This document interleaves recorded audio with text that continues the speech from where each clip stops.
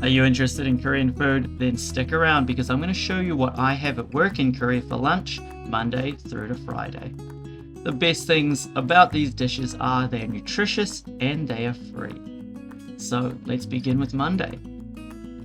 Speaking of nutritious, watermelon and breaded shrimp. That watermelon is a very staple of any summer Korean meal. There's kimchi. You're going to see a kimchi a lot this week. Fried anchovies with cornflakes, and this is a spicy green pepper with a spicy sauce. Here's doenjang jjigae with a sort of assorted green vegetable, almost like a spinach thing in there. But like I said, incredibly nutritious and perfect for these hot days.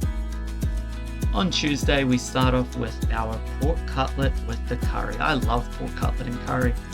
It's almost like a comfort food for me here in Korea. It's just something about this taste and mixed with that crunchiness of the pork cutlet.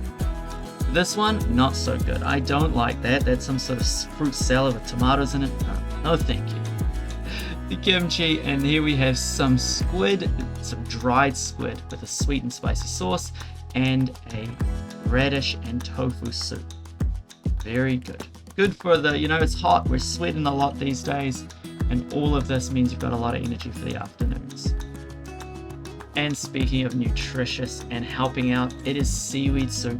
This is incredibly important in summer because it just helps regulate your body temperature and keep your energy levels high. We've also got sort of a spicy chicken dish here, a little bit sweet. A lot of things in Korea are a little bit sweet and spicy. That's the pork rib meat that's been mashed up. We've got this seafood thing, and of course, kimchi. Pretty sure we have kimchi almost every day of the week this week. Thursday, we have the return of our tofu and radish. So, a little bit less variety this week than the other weeks you might have seen, but it's alright because these are all good dishes, and I love tofu. So there we go, and bulgogi. We're going to get bulgogi 2 times in a row, but that's alright because it's also one of my favorites. Deep fried, or not deep fried, that's just fried tofu. I've cooked that before on the channel here. And perilla leaf kimchi. And then the fish cake lather with a spicy and, like I said, sweet sauce.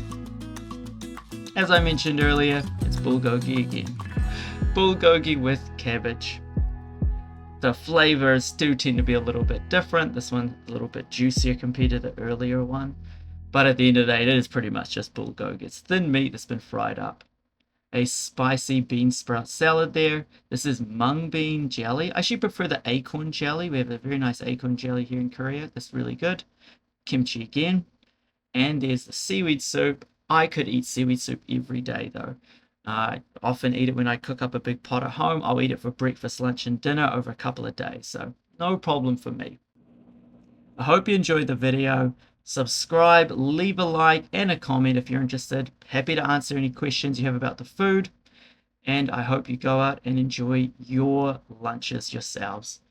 Take some time in your day, relax a little bit, and, stop thinking about work, stop stressing, have some delicious food, and just enjoy the moment. So this is Nick from Korea saying 안녕히 계세요 and have a good day. Thanks for watching.